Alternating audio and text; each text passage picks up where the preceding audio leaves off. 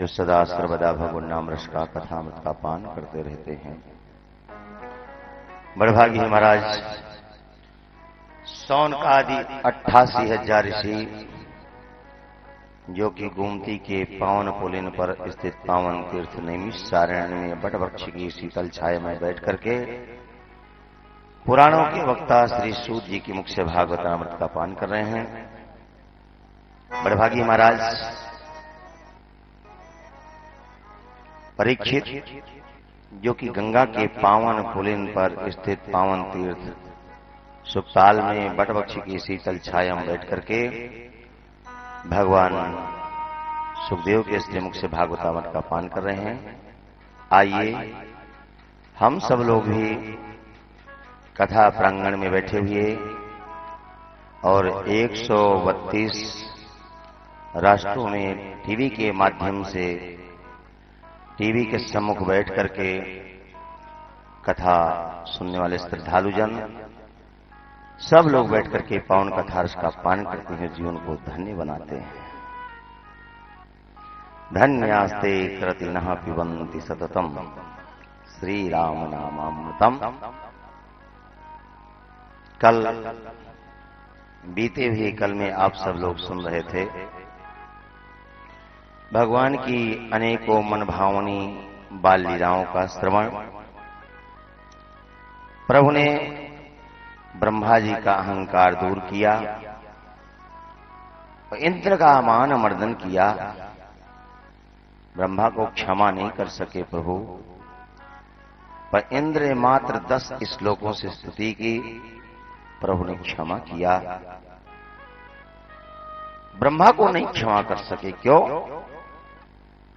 भगवान कहते हैं जो मेरे भक्तों को मुझसे पृथक करते हैं, दूर करते हैं, मैं उन्हें कभी क्षमा नहीं कर पाता। अपराध इंद्र ने भी किया, मेरी पूजा बंद करा कर अपनी पूजा प्रारंभ करा दी।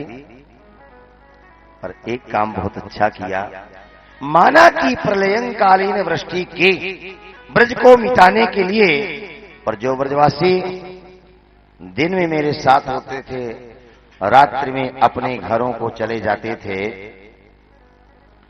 प्रलयंकालीन वृष्टि के द्वारा उन ब्रजवासियों को 7 दिवस 7 रात्रियों तक मेरे निकट रखा, मेरे समीप पहुंचाया। और जो मेरी प्रियजनों को मुझ तक पहुंचाता है, कितना बड़ा अपराधी क्यों न हम उसको क्षमा कर दिया करते हैं।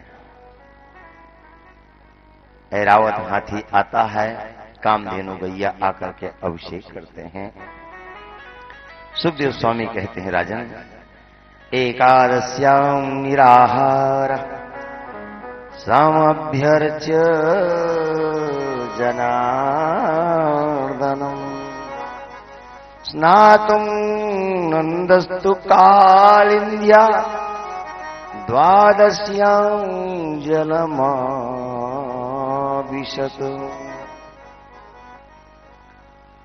बाबा आनंद एकादशी का व्रत रहते हैं और ठाकुर का आराधन करते हैं। सामान्यतः किसी भी ऋतु में हो, यमुना में स्नान बाबा करते हैं, और कदाचित किसी कारणवश कोई त्रुटि हो जाए, पर एकादशी के व्रत में तो यमुना स्नान छोड़ते ही नहीं थे, यह निश्चय था। आज भी हमारे संत जन, ब्रजवासी जन यमुना के प्रति बड़ी निष्ठा रखते हैं, बड़े निष्ठावान हैं। यमुना में स्नान करते हैं 12 महीने, बड़ी अनन्यता है। बाबानंद एकादशी का व्रत रहे, ठाकुर का आराधन किया, रात्रि में सो गए, लेकिन अर्धरात्रि में बाबा की निद्रा खुल गई और यमुना स्नान के लिए चले गए। उनको ऐसा महसूस हुआ, प्रतीत हुआ कि सुप्रभात हो गया, सवेरा हो गया। अर्धरात्रि की वेला में स्नान करने चले गए, आसुरी वेला में चले गए स्नान के लिए।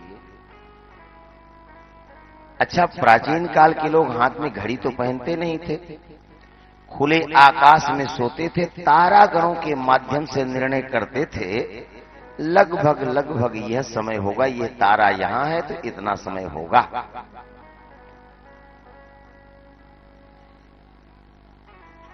और अभी 35-40 वर्ष पूर्व भी इतनी संपन्नता लोगों के पास नहीं होती कि सब लोग घड़ी पहने। हम लोग भी जब पढ़ने जाते थे तो धूप में आकर के बिलस्त की छाया से नापा करते थे कि कितना समय होगा। प्रेम से बोलो जय श्री राधे। हाँ, अब है घड़ी का प्रचलन हो गया तो बाबा आनंद से अपराध हो गया। स्नान करने के लिए यमुना में गए, अपराध हुआ। वरुण के दूत रखवाली पर थे, बाबा आनंद को अपराधी समझ करके अपहरण कर लिया और वरुण लोक में पहुंचा दिया। बाबा आनंद को बंधन में लिया। इधर प्रातःकाल नित्य की भांति ब्रजवासी जगे और जग करके बाबा के द्वार पर गए। बाबा सोते ही रहोगे कि स्नान करने भी चलोगे? बाबा तो बोले नहीं। कान्हा ने आवाज लगाई, बाबा न जाने कब के चले गए। दौड़ करके ब्रजवासी यमुना के तट पर गए। देखा बाबा आए हैं, पर बाबा दिखे? बोले नहीं। कैसे मालूम हुआ? बोले बाबा जो अपने साथ लेकर गए थे सामान, वो सामान दिखा। लोटा, सोटा और लंगोटा। चलने के लिए सहारा में सोटा चाहिए, तन ढकने के लिए लंगोटा चाहिए, और स्नान करके आएंगे तो ठाकुर के लिए जल भी तो लाना होगा सेवा करने के लिए। ब्रजवासियों ने कहा बाबा तो आए, पर बाबा गए कहां? चतुर्दिक दृष्टिपात किया लेकिन बाबा का दर्शन नहीं हुआ। तो यमुना की घाट पर पहुंचे, सोचा देखें कहीं ऐसा तो नहीं कि बाबा यमुना में डूब गए हो। तो देखा बाबा यमुना के अंदर गए हैं, पदचिन्ह बता रहे हैं, पर यमुना से बाहर निकले हैं क्या? ऐसे कोई निशान नहीं थे, ऐसे कोई पदचिन्ह नहीं थे। ब्रजवासियों को समझने में देरी नहीं लगी। बाबा आज डूब गए यमुना में। दौड़ करके कन्हैया के पास आए, कन्हैया को बताया, कन्हैया हमें तो ऐसा लगता है आज बाबा यमुना में डूब गए। कन्हैया ने जैसे सुना दौड़ करके यमुना का किनारा देखा, यमुना का घाट देखा, यमुना का पुलिन देखा। बाबा आए हैं, मैंने देखा है। अब बाबा का रखा हुआ समान प्रमाण है कि बाबा यमुना के तट तक आए हैं। तो बाबा गए कहां? एकादश्याम निराहार समभ्यर्च्य जनार्दनम। बाबा एकादशी का व्रत रहते हैं इसलिए कि मेरे बालक का अभ्युदय हो। बाढ़े पुत्र पिता के धर्मन, खेती बाढ़े अपने कर्मन। माता पिता कोई सत्कर्म करते हैं तो बच्चों का अभ्युदय होता है, और बालकों के अभ्युदय के लिए माता पिता कौन सा सत्कर्म नहीं करते। इस बात से परिचित है भगवान श्याम सुंदर। मेरा हित हो, मेरा कल्याण हो, मैं उनके आंखों का तारा हूं। बाबा 12 महीना यमुना स्नान करते हैं, मेरे बाबा यमुना में डूब गए। ब्रजवासी धैर्य नहीं खोदे, समझाया। आप ये नहीं समझें कि बाबा डूब गए। बाबा थल में नहीं जल के अंदर भी समाधि लगाने का सामर्थ्य रखते हैं, क्षमता रखते हैं। देखता हूं, क्या पता रूठ गए हो हम ही से, मना करके लाता हूं। भगवान ने छलांग लगा दिया यमुना में, देखा तो बाबा का पता नहीं। ऐसी गहरी डुबकी लगाई कि सीधे वरुण लोक पहुंच गए बालकृष्ण प्रभु। और जैसे बालकृष्ण प्रभु पहुंचे हैं वरुण लोक में, वरुण देव ने आसन छोड़ा, सिंहासन छोड़ा और आकर के कान्हा के चरणों को पकड़ लिया। भगवान सुखदेव के शब्दों में कितना सुंदर वक्तव्य दिया भगवान व्यास ने लिखा, अद्य मे निभृतो देहो देवार्थोऽधिगतः प्रभो त्वत्पाद भाजो भगवन् न बापुः पार मध्वनः। आज मेरा शरीर धारण करना सफल हो गया। ये शरीर क्या मिला, ये तो आज पावन हो गया, पुनीत हो गया। क्यों? आपके पैरों का दर्शन करने का शुभ अवसर मिला। मेरे सारे पुरुषार्थ पूर्ण हो गए भगवान। इन चरणों को जो देख लेते हैं, दर्शन कर लेते हैं, भाव से पार हो जाया करते हैं। आप कौन है भगवान? भगवान ने कहा आप ही बताओ। बोले नमस्तुभ्यं भगवते ब्रह्मणि परमात्मने न यत्र सूयते माया लोक सृष्टि विकल्पना।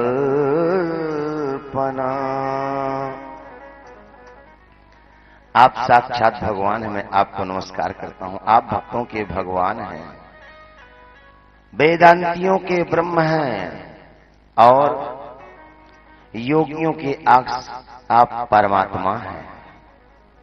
आप में माया का स्पर्श मात्र भी नहीं है, माया से सर्वथा आप परे हैं। भगवान ने कहा कौन है? बोले आप मेरे पिता हैं। सामान्य शब्दों में कहो या सार रूप में कहो, आप मेरे पिता हैं और जगत के पिता हैं। भगवान वरुण देव से पूजने के लिए गए थे। बोले काहे को गए थे? बाबा की खोज करने के लिए गए थे। वरुण देव जी पाद प्रक्षालन करने में लगे थे, स्तुति करने में लगे थे और कान्हा की नजरिया चतुर्दिक घूम रही थी। देखा तो बाबा नंद बंधे हुए पड़े थे, जकड़ करके बांध दिया था। और जैसे कान्हा को बाबा नंद ने देखा, इशारा कर दिया माने कन्हैया का चुप, बड़ी भक्ति सताती, रात के 12 बजे स्नान करते हो। बाबा ने कहा राम राम, देखो तुझसे उंगली पकड़कर चलना मैंने सिखाया, वरुण इसका पूजन क्या कर दिया? ये तो अपने को खुदा मान लिया, भगवान मान लिया। वरुण देव ने भगवान को सिंहासन पर बिठाया और पाद संवहन किया। आप मेरे लोक में पधारे, मेरा अहोभाग्य। नमस्तुभ्यं भगवते, मैं आपको प्रणाम करता हूं। आप परम ब्रह्मण्य हैं भगवान। आप मेरे लोक में पधारे, मेरा अहोभाग्य। धृष्टता को क्षमा करेंगे भगवान। पूछने का प्रयोजन यह कि आप सहसा पधारे, दास से कोई अपराध तो नहीं हुआ? लोक में पधारे ये मेरा अहोभाग्य, पर कोई विशेष? भगवान ने कहा वो तो बाद में बताएंगे, पर ये बताओ जो बूढ़े बाबा बंधे हुए पड़े हैं, इनका परिचय क्या? बोले मत पूछो, बहुत बड़ा पापी, बहुत बड़ा अपराधी। भगवान ने कहा अच्छा, अपराधी क्या किया है? अर्धरात्रि के बेला में जब दुनिया सोती है तो भगवत जी को भक्ति सताती है। दूतों ने बांध करके डाल दिया है। भगवान जिंदगी में दोबारा गलती करेंगे नहीं। मां से भगवान ने इशारा किया, क्यों बूढ़ो बाबा ऐसा क्या? रात के 12 बजे भक्ति सताती है, पड़े रहो। ठीक किया वरुण देव आपने। बाबा नंद के आंखों से आंसू आ गए। मेरा ही बेटा मुझको ही डांट रहा है। अरे गलती तो मानव से ही होती है, हा? तो गलती का मतलब ये थोड़ी होता है कि किसी के प्राण ले लिए जाए। वरुण देव से कहा, वरुण देव अपराधी हैं, हाँ, और हम, आप मेरे पिता नहीं जगत पिता हैं। भगवान ने कहा वरुण मानना पड़ेगा, आप नीच शेर विवेकी हैं, कितना जानते हैं। मैं जगत पिता, आपका पिता वो अपराधी, ऐसा ना? वरुण को समझने में देरी नहीं लगी। बार बार भगवान उधर क्यों नजर डाल रहे हैं? भगवान के चरणों को पकड़ लिया। भगवान मैं राज नहीं समझ पा रहा। भगवान ने कहा कहीं कि ये मूर्ख तू कुछ नहीं जानता है, मैं जगत पिता हूं क्या तुझे बोध नहीं है? वो कौन है तुझे मालूम नहीं? मैं जगत पिता हूं और वो मेरे पिता होते हैं। वरुण देव ने कहा मतलब? भगवान ने कहा तुम्हारे बाबा जी होते हैं। कान्हा के चरणों को छोड़ करके बाबा नंद के चरणों को पकड़ लिया। अजानता मामकेन मूढ़ेन कार्य वेदिना आनीतो यम तव पिता तदभवांछं तुमर्हति। भगवान से कहा मेरे दूतों से गलती हुई, अनजान में मेरे दूतों ने यह गलती की। और दूतों की गलती स्वामी की गलती होती, स्वामी के आदेश का दूत पालन करते हैं। मैं आपसे क्षमा प्रार्थी हूं, आप मेरे सहित मेरे दूतों को क्षमा करें। कन्हैया ने कहा हमने दंड कब दिया? हाँ, आप हमारे बाबा जी को दे दीजिए, हम बाबा जी को लेके चले जाएं। महाराज कान्हा ने बाबा को प्रणाम किया है। बाबा ने कान्हा को हृदय से लगाया। बाबा से कहा कान्हा ने, बाबा मैं तो आपसे विनोद कर रहा था, आप मेरे बाबा हैं, मेरे आप पिता हैं, मैं आपको कभी आंख दिखा सकता हूं क्या? नहीं, आप मेरे बंदनी हैं। बाबा को लिया है और वरुण लोक से कन्हैया चले हैं। ये कथा किसी और की नहीं, हम सब की कथा है। आज परिवार टूट रहे हैं, आज रिश्ते टूट रहे हैं, बिखर रहे हैं। एक समय था कि 4-4 पीढ़ियां निकल जाती थीं, एक आंगन में पूरा परिवार पल जाता था। पता ही नहीं चलता था कि किस भाई की कौन संतान है, कौन मां है। परस्पर एक दूसरे को सम्मान देते, प्यार देते, साथ बैठकर भोजन करते। परिवार के साथ बैठकर के भोजन करने का सुख ही कुछ और होता है। आज परिवार टूट रहे हैं, परिवार बिखर रहे हैं। एक समय था कि यदि हमारे हृदय में कोई अशांति होती, हम कहीं से दुखी होकर आते तो परिवार में बताते, पिता को बताते, मां को बताते, नहीं बता पाते पत्नी को बताते। एक दूसरे को दुख सुना करके दुख सुख को शेयर करते, संवेदना व्यक्त करते, यथा संभव सहयोग करते, दुख दूर होता। कितना परस्पर लोगों में प्रेम होता। सर्दियों में लोग अलाव जलाते तो गांव के ही नहीं दूसरे गांव के लोग भी आकर के अलाव में बैठ करके तापते और अपने सुख दुख को बताते। इस ढंग से सुनते माने हम सब एक परिवार के हैं, न कोई जातीय दोष, न कोई सांप्रदायिक दोष, न कोई मानसिक विद्वेष, परस्पर प्रेम और सौहार्द होता था। पराये भी अपने हुआ करते थे। वाह रे आधुनिक शिक्षा! इस शिक्षा ने आज अपनों को ही पराया बना दिया। लोग बैठकर चर्चा करते। आज यदि किसी बात को लेकर तनाव हो गया, मानसिक संतुलन बिगड़ गया है, तो बाहर विवाद हुआ है, लेकिन रुतबा और नक्शा घर में दिखाया जाता है। आकर के टीवी खोल लिया, टाइम फिक्स कर दिया, पत्नी कहती भोजन नहीं करोगे, नहीं जवाब दिया। बेटी ने कहा पापा भोजन कर लो, नहीं सुना पिताश्री ने। बेटा ने कहा पिताजी आज कुछ, बोले शांत रहो, मुझसे दूर हो, मैं आज अकेला जीना चाहता हूं। लो, स्वयं तो दुखी हैं, पत्नी को समुचित जवाब नहीं मिला, वो दुखी हो गई बेचारी। बेटी का दिल टूट गया, बेटा भी पीछे नहीं रहा। अपराध पत्नी ने नहीं किया, बेटा बेटी ने नहीं किया, किसी और ने किया। परिवार में शेयर करो ना उस दुख को, उस दर्द को, हो सकता है कोई समाधान निकल आए। टीवी ही समाधान है।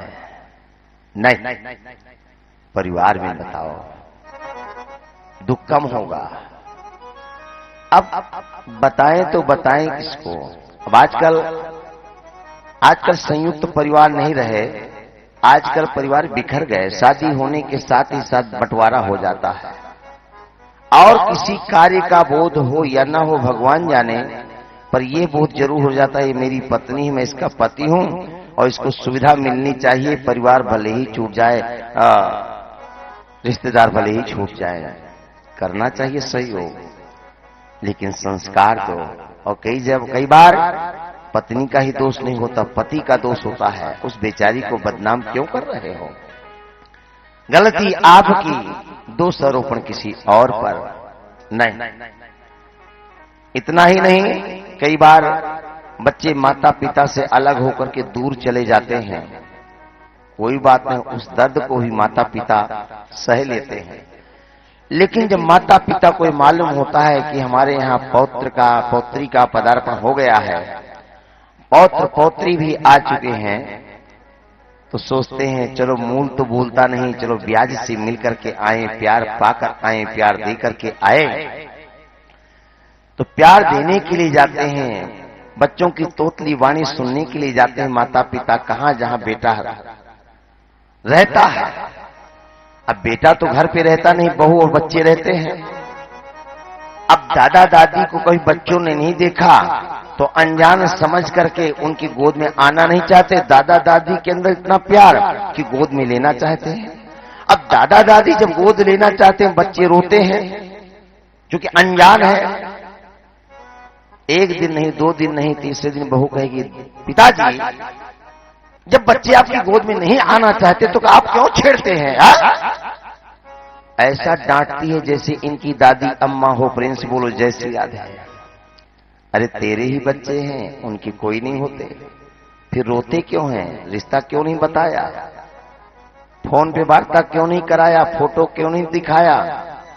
बताना चाहिए, ये तुम्हारी दादी है, तुम्हारे दादा हैं, तुम्हारे ताऊ हैं, तुम्हारी ताई है, ये चाचा और ये चाची हैं।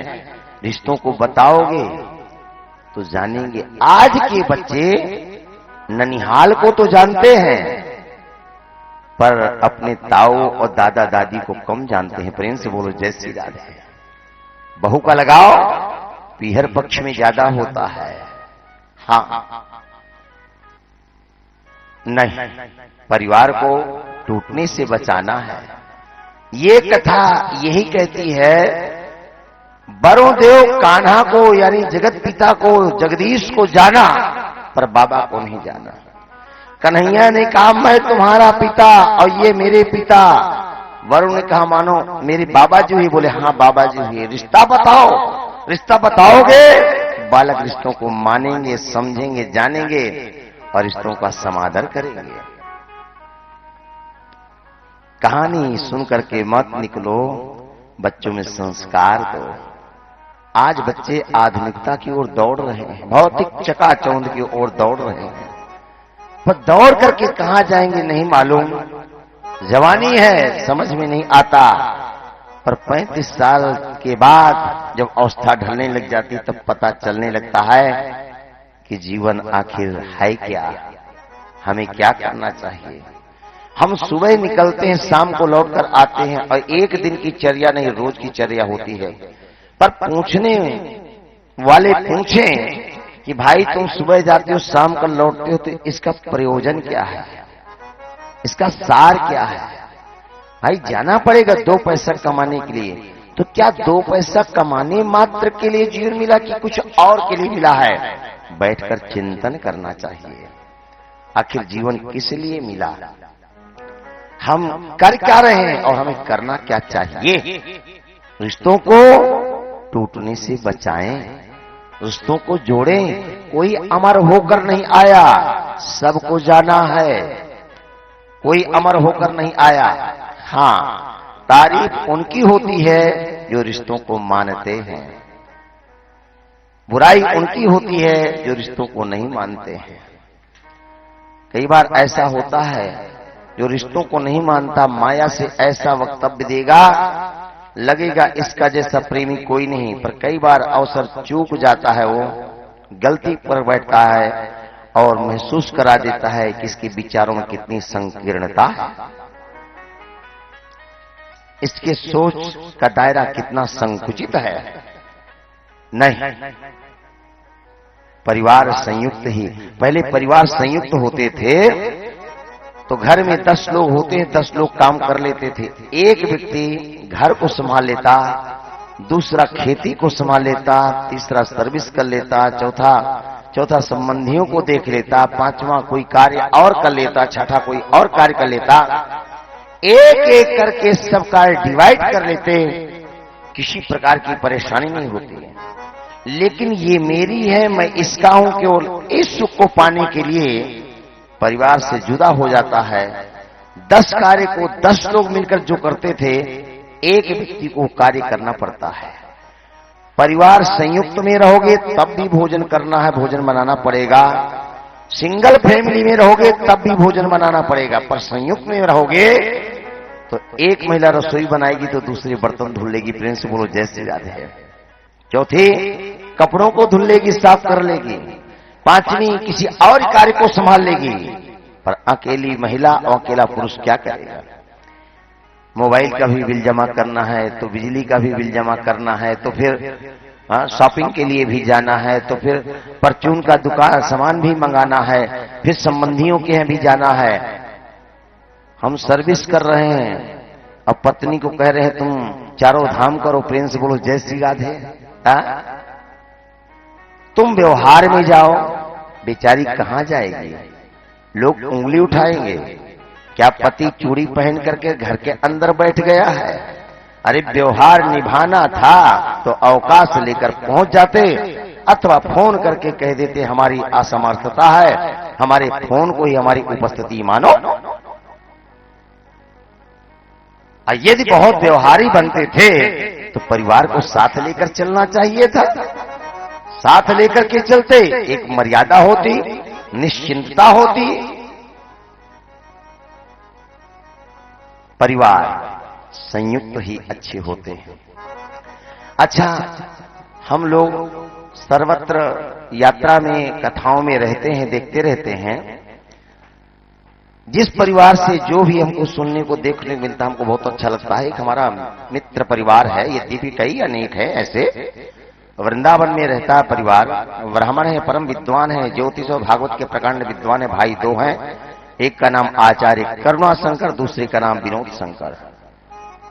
उस घर में बच्चे हैं, परिवार है, पर कोई ये नहीं कह सकता है कि कौन किसकी पत्नी, कौन किसके बच्चे हैं। और इतना तालमेल से कोई कार्य करते हैं कि देख करके लोग मिसाल मानते हैं। दोनों भाइयों में कभी विवाद होते हुए नहीं देखा हम लोगों ने, और कभी भी चेहरे में उग्रता देखने को नहीं मिलती है। एक साथ बैठेंगे, एक साथ चलेंगे, एक साथ स्नान करेंगे, कोई भी कार्य करेंगे तो संग क्षध्वम संबद्धम, इस उक्ति को चरितार्थ करते हैं। तो सुन करके नहीं, देख करके कई बार बड़ा सुख मिलता है। परिवार हो तो ऐसा हो, भाई हो तो ऐसे हो। जहां पर प्रेम है वहीं पर धन है। जहां सुमति तहां संपत्ति नाना, जहां कुमति तहां विपत्ति निधाना। कई बार भाई कई होते हैं, ठीक है प्रेम नहीं है, लेकिन वैमनस्यता भी नहीं है, पर उनमें कोई एक ऐसा जहरीला होगा कि पूरे परिवार को डिवाइड कर देगा। पास रहोगे तो झगड़ा करेगा, और दूर रहोगे तो फोन के द्वारा उसके मतलब एक छत के नीचे बैठने नहीं पाएंगे। कई कलही होते हैं ऐसे, कई ऐसे पापात्मा होते हैं जिनका काम ही होता है कि एक छत के नीचे नहीं बैठे। नहीं, परिवारों को जोड़ना चाहिए, एक छत में बैठ करके जीना चाहिए, साथ में भोजन करने का सुख ही कुछ और होता है। अजानता माम के मूढ़ेन कार्य वेदिना। क्षमा प्रार्थना किया है, बाबा नंद को लिया कान्हा, और कान्हा बाबा नंद को लेकर यमुना से जैसे बाहर निकले, तट पर खड़े ब्रजवासी छलांग लगाकर कूद पड़े। बाबा बाबा कहां चले गए थे बाबा, कुछ बोलते। कन्हैया ने कहा, सुनो, मैंने कहा था ना कि बाबा थल के ऊपर ही नहीं जल के अंदर भी समाधि लगाने का सामर्थ्य रखते हैं। समाधि लगाकर अंदर बैठे थे, बहुत मनाया, तब सुने और मैंने कहा एक बार माफ कर दो, गलती नहीं होगी, मना करके ले आया हूं, पर अब आप